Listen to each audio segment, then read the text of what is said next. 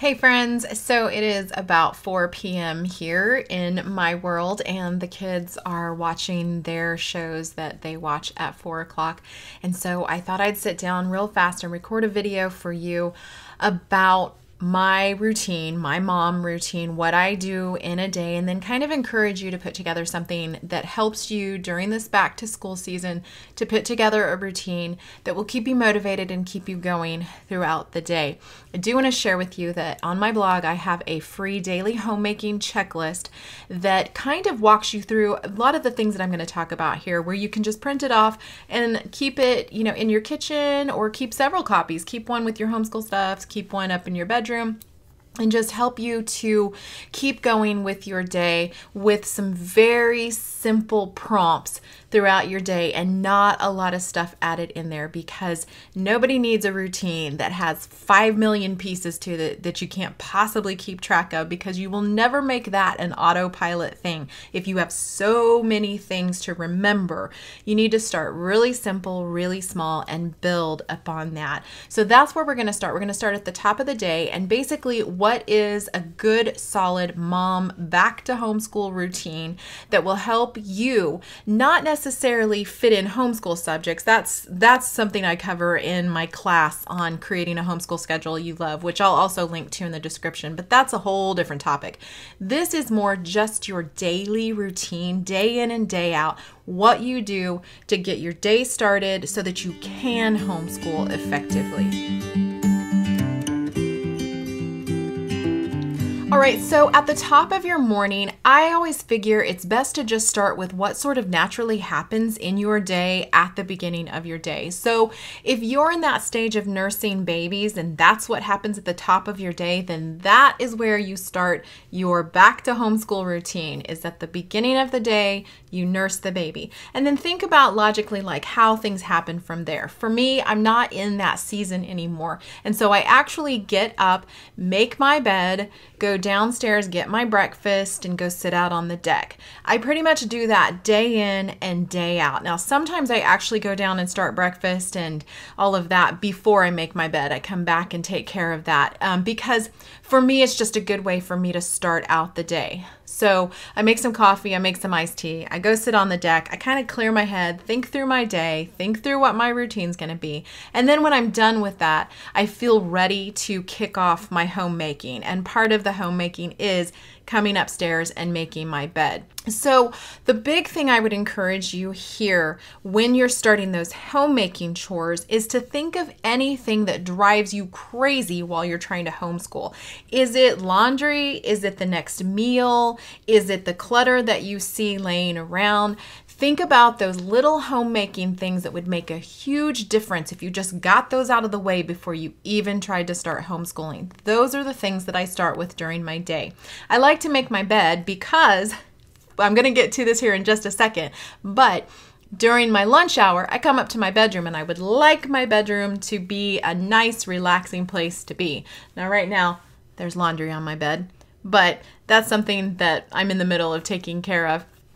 But anyway, I like to have my bed made because, hey, even though there's laundry on the bed is made. So it's still more relaxing than if the bed was a big mess. So that's something that's very relaxing to me.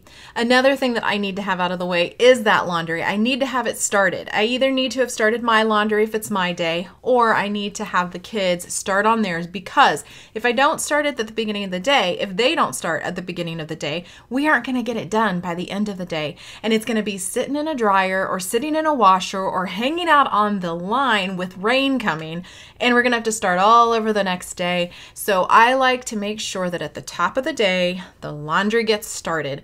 And that is something that either I'm in charge of if it's mine, or the kids are in charge of if it's their day. We have this whole laundry cycle and routine. I think I have a video about that, but if I don't, I will definitely try to make like an updated one because I think it's kind of old. Okay, so laundry, making my bed, and then I need to check the kitchen. we homeschool in the dining room currently, and I can see the kitchen from the dining room, and I can tell that it is a big mess. So I want the table chores done after they've eaten breakfast. I want the dishwasher unloaded and reloaded and probably run because it's time to run it again. We pretty much run the dishwasher about 3 times a day. I want things cleaned up from the dining room table because they ate there and now we need to school there. And I want just kind of the chores taken care of so I don't have to look at that. And it's ready for lunch. When we're ready to take our lunch break, the kitchen and the dining room are ready for our lunch break. So I want those kinds of things out of the way. Another part of those kitchen chores for me personally is to make sure I know what's going to be served for dinner. And that may mean taking out some meat out of the freezer. And it also usually means writing it down somewhere because you have no idea how many times I have thought of something at 8 a.m. to make for dinner, and by 4 p.m. I can't remember what it was. So write it down somewhere. We actually bought a dry erase board recently that has some nice barnwood around it that I have hanging in the kitchen for the express purpose of writing down what it is we were having. Not that it was for me exactly, but that it was because the kids kept asking, what are we having? What are we having? So I would write it up there. So it helps me and it helps them. But that's in the kitchen. That's been a really fun purchase to have there, is just to be able to write that down and get that out of my head and out somewhere where I can see it rather than trying to keep track of that in my brain. So those are the 3 things that I am taking care of in the morning: the laundry, the kitchen, and my bed. And obviously my breakfast and their breakfast is part of that, but there's kind of this natural routine to it. And then typically all of that is taken care of by around 10 o'clock in the morning. So we start our school and we go through all of our schooling. We always take a lunch break as well. I would highly encourage you to take a break. Do not try to school through it no matter how late you are getting started. Go ahead and take your break whenever you feel like that needs to be.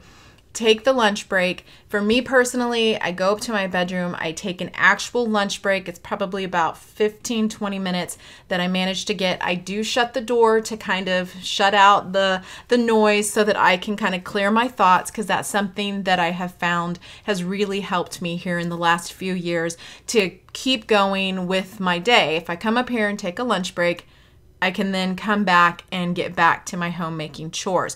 Now, you don't want to take a break that causes you to get stuck, like I start looking through email or I start doing some blogging and then I can't seem to stop and I can't seem to get my day restarted, and next thing I know it's 4 o'clock and I need to figure out what to do for dinner and I got wrapped up in something I shouldn't have gotten wrapped up in. So you really need to watch the breaks that you have. I talk about in my video about mom breaks, about how those breaks that you take do need to refresh you so that you want to get back to work, not so you want to stay taking a break. That is not a good mom break. If you take a break that keeps you wanting more of that break, then you haven't actually taken a good solid break. Okay, so after our lunch is finished, usually some of the kids have a little bit more schoolwork to do, but not the ones who need as much attention from me. I took care of that right away at the top of our homeschool day after morning time. So really, for me, it's kind of a free and clear. And for anybody who has finished their schoolwork, they also get to take a break. My older kids are working, so they head off to work. And it's just sort of a flexible afternoon. And I really think that's a good thing as a homeschool mom to have, is a lot of flexibility in the afternoon. That allows you to fit in those extra things. That allows you to fit in a grocery shopping trip. It allows you to fit in the projects that you might want to do. Say you've got some fall project you want to put together. It allows for that flexibility to put that into your homeschool day without a lot of stress and anxiety because you don't know where to put it. If you keep that afternoon real nice and flexible, you can put appointments and you can put grocery shopping and those projects and all those kinds of things into that afternoon without really messing things up and having to juggle everything around. And then our next really set in stone time, like those anchors that I talk about quite frequently on here, is the 4 o'clock tidy up and movie watching time. And currently what we're doing for movie watching are the little boys and the little girls are taking turns. So one of the little girls chooses and then one of the little boys chooses. And then the next day it'll be another little girl, a different one, and a different little boy. And that way they're kind of throughout the week, but they're watching 2 shows a piece, or 2 shows total during that 4 o'clock time frame, and then they shut it off and they go do something else. During that 4 o'clock time frame, a lot of times is a good time for me or whoever's going to be doing dinner to go ahead and get started and make sure they have everything pulled together to make dinner during that time frame. Okay, so in the evening, you've had your dinner. That was another kind of anchor for you. You've had your dinner, and now you have your evening time. I would highly recommend that you have a set bedtime for the kids who need a set bedtime. We have these wide age ranges, and so we kind of have it all over the place. But there's a time that the younger set goes to bed, and then there's a time that the older set is required to be in their bedrooms and at least trying to go to sleep. And so we have these sort of bedtimes, but they're definite. They're the same all the time except on Friday nights when we let the little kids stay up longer. So during those evening hours, we are usually doing some sort of tidy up again just to reset the household. And sometimes my husband will watch a movie with the kids. There's different activities that I'm doing. A lot of times with the older ones, that's where I spend my energy, is with the older ones during that time frame. But sometimes it's all of us. And really the focus in the evening hours is the family. It's doing family things. During Advent season, this is where our Advent devotional goes. When we're doing family worship consistently, that's where our family worship goes. It's where I do some read alouds at times. It's where we put together puzzles and play games, and it's where we have some special snack and watch a movie. It's during those evening hours, and it's really family focused during those evening hours. And that's when I try to shut off my brain, calm things down, chill things out, and you really just start to unwind and pull back from the day that you've had. And another encouragement that I have for you in all of this is to make sure that you are shutting things down at some point in your day. Homeschooling in particular, it's a job. And just like any job, you have a starting point and an ending point. And you really need to be careful that you are not homeschooling perpetually and never ending, and every single day it's a different time that you get done, and there's no continuity to it, and it never feels like there's an ending point. I would highly encourage you to find an ending point. For us, it's mostly by 2 o'clock, everybody's done, and if you're not, we're shutting it off, because it's important that we have an end to our day. As a homeschool mom, you wear many, many hats. You've got, sometimes the nursing mother hat, sometimes the pregnant mother hat. You've got the mother with multiple ages and stages. You've got the homeschooling teacher hat. You've got the wife hat. You've got all of these different things. And then you may have extra things like, a side job, like I'm a blogger, podcaster, YouTuber. That hat, can take over very easily. You want to have beginnings and endings to a lot of these, because the mothering hat really doesn't have a beginning and ending. There are many, many times you are going to be mothering all through the night. You're going to be up at different times taking care of children. You get up, at various times in the morning. And so that hat is really more of an identity that is difficult for you to shut off. But some of these you can shut off. You can have that closing time. You can have that time where your job is done. The homeschool mom job starts for me at 10 and ends at 2. And while we still do educational things throughout the day, and we still do fun things that could count as homeschool, my actual homeschool teaching day is 10 to 2, and we're not going to extend it past that. And that gives the kids an ending point as well. So it just helps everyone to feel better about their day and to know that this isn't endless. There will be a point where we just close it down and we're done for the day. And so as you come to your evening hours and your evening routine, try to create a routine that is calming and relaxing. I take a bath every single night because that's something that just calms me down and helps me to feel ready for bed. And so come up with some things that you feel like maybe you want to read a book, maybe you want to do some sketching or crocheting or cross stitch or something that you feel really just kind of calms you down and sets the tone for the evening. And then try to make those evening hours that family time for you and your kids kids and your spouse.